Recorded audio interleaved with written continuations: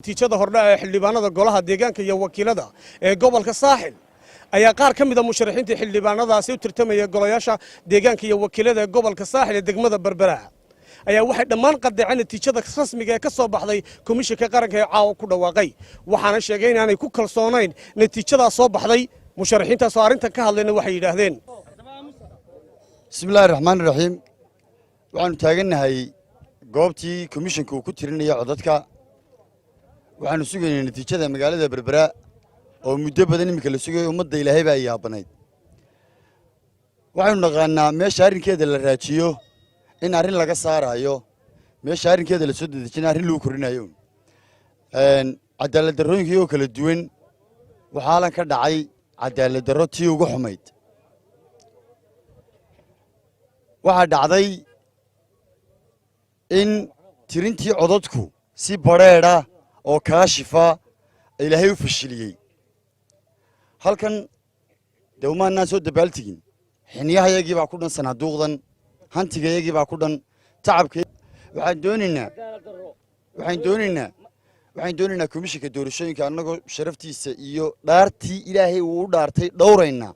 inuu cadaalad noo sameeyo oo uu riyaa Hargeysa aanu fadhiine uu yimaado magaalada risalka halka ka soo baxaya ma aqbalayno risalka halka ka soo baxaya ma aqbalayno kuma qanacsanin waanu sidanaa mobiladeeda iyo ku sidanaa documentan ku sidanaa sanduuq kasta codkaanu ka helay macallimiinta reer Berbera goob kasta ka diiwaan gashanaayeen khadeeyaha one by one baanu garayna hal cod oo naga lumi kara ma jiro annagoo tixgelinayna jamhuuriyadda iyo dalkayga iyo magaaladeedaba waxaan doonaynaa in cadaalad loo sameeyo oo codkayga loo tiriyo madaxweynaha qaranka waxaan leeyahay madaxweyne qalinkaaga inamadii aad ku magacawday deegaankan abtirsiinta ku soo galay haddii annaga hana xasuuqaana reeraha kale ee magaalada degan ee musharaxiintooda tacabka badan galay ka xishoodaan haddaan anagu isku reer noqonnay ay nala dagaalameen dadyow kalaa jiro magaalada degan oo aan la abtirsiinahayn ka xishoodaan oo milgeed sharaf daradu saayaan ahaan hadalkayga waxaan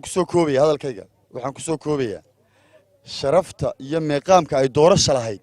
sanduuqa Berbera ku xidhan gobolada kale dalka oo dhan si wanaagsan buu uga soo dhacay sida loo dejinayay waad arkayseen maxaa la inoo raajinay intaas inuu isweydiinayn doonana maxaa la inoo raajinay maxaa la kala bedelayay maxaa la isku riixay xildhibaankiisa soo baxay buu doonayay waxaanu xildhibaanku ku dhici karaa wax sharciyade anigu waxaan ka sharaxnaa xisbiga kulmiye nambarkaygu 203 buu ahaa reer Berbera way wada garanayaan waxyaabaha nagu dhacay ee fajicisada ninba meel baa laga soo galay inteeda musharaxiinta ninba meel baa laga soo galay annaga waxaana laga soo galay xisbiga gudihiisa ayaa anagana laga soo galay waxyaabaha idinku caddeyn laga soo galay waxaa ka mid ah deegaankeennu goobuu leeyahay aniga munaaqibiin 8 baa lagu yiri soo wareejiyo keen munaaqibiintii waan keenay musharax kasta munaaqibiin buu keenay xisbigu keenay waxyaabaha nagu dhacay waxa kamid ah anagu dadkaygii baan guranay goobaha geyneen warqadii sanduuqa lagu soo xiray musharaxiinteedii galbeedka oo khaliya waa laga laayay wallahi inana wax been aan idin sheegnaan jir markaan gudoomiye xisbiga kulmiye la hadalay waxaan ku leeyahay war inta komishan bal gaadhay anaga si qiimeynayna warqadahaygii baan idin rabnaa koobigaha ee originalkooduna komishanka tageen wuxuu nagu jawaabay inamadii telefoonkoodii wax xiran iyo lacag lama siin waxyaabaha nagu dhacay ayaa kamid ah ama anaga maxay inamada maxay ka shaqaysiinayna warqadaha ka soo qaadaynay mise gudoomiyaha xisbiga ka soo qaaday waa su'aasha u baahan in laga jawaabo imika waa arkaysa habeen kasta waa lagu dhawaaqayaa leeyahay halka waxa lagu huursanaya waa mustaqbalkiina iyo ayihiin anagu maxay haddaan dhacnay haddii kala dad magaalada la joogaan laakiin qofna ragga balimka leeyahay kulmiyo ka soo baxeen mid kasta 1,100 baa ku soo baxay buu ku leeyahay wallahi billahi tallahi afar goobood oo khaliya ay intay sheegayaan ma ka wata warqadahaygina waa la leeyahay warqadii muraaqibkina waa la leeyahay waxa soo aqli galada maaha wax aqliga gala maaha anagu waxaan rabnaa in la qanciyo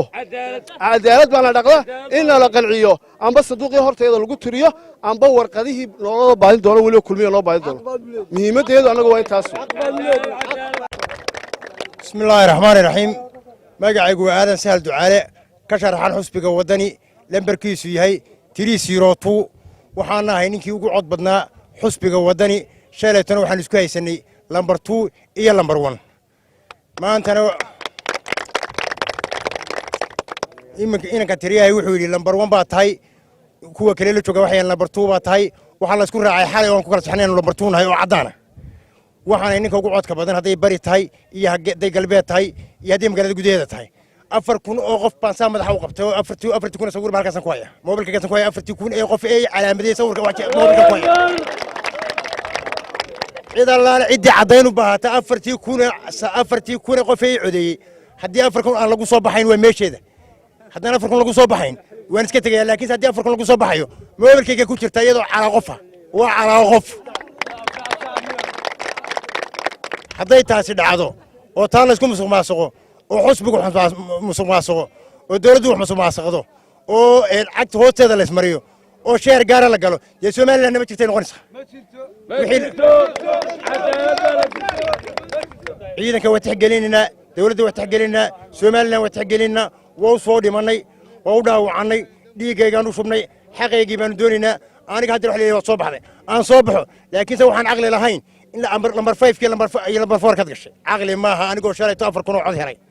oo 4,000 baan cadaynayaa qura waxaan rabaa in afartayda koon cod la tiriyo ana dambiile haddaan waayo oo si cadaalad loo tiriyo oo si dad halka lagu tiriyo haddii ana 4,000 cadayn waayo ana dambiile golayaasha deegaanka iyo wakiilada toolaba midna ma aqbalayno waxaan leenahay intaas inuu yeesho Soomaaliland doorashadeedii madaxweyne sida kale dhawaadu doorashadu way u fiicnayd inta berbera degmada berbera gobolka saaxil ayaa inuu u yeeshay doorashadii ayaa inuu yeeshay waxaan talada waan isku iman doonaa dadkayga iyo shacabkayga iyo ummadayda talan isku iman doonaa way tusa doonaa sidii insha Allah waxa yagii oo cadaan ah oo cadaalad ah ayaan u baahanay codadkayagii oo cadaan baa la qariyay la musuqmaasuqay cidda waxa sameynaysaana waa waxa halka ka socda komishanka doorashooyinka waxaanu komishanka guud ee qaranka u sheegaynaa waxaanu madaxweynaha jamhuuriyadda Soomaaliland u sheegaynaa waxaanu inta cadaaladda jecel u sheegaynaa inaanan aqbalaynin waxa halka ka dhacaya ma aqbalayno mana aqbali doono waxa weeye madaxweyne gudoomiyaha komishanka doorashooyinka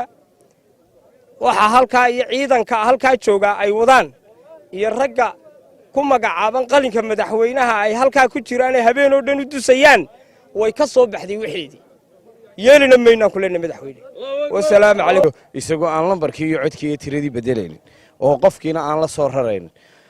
taasaan anigu ognahay oo xaqiijinayna codkeegii ama codkii ay taageerayaashoodu ugu codeeyeen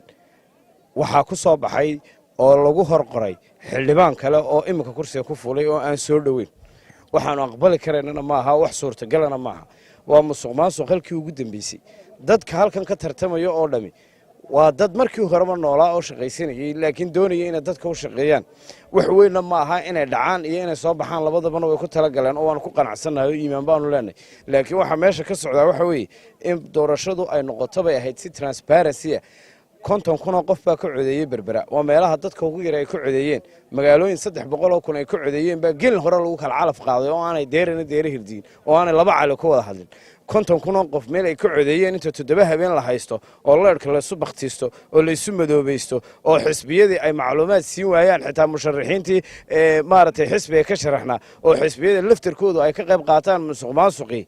in 50,000 qof meesha maad aragtay ay ku codeeyeen ay qaabka u eekaato oo xilliga ay iminka natiijo shay kari laayihiin waa nasiib darro weyn warbaahintii bay u yeedheen way la hadleen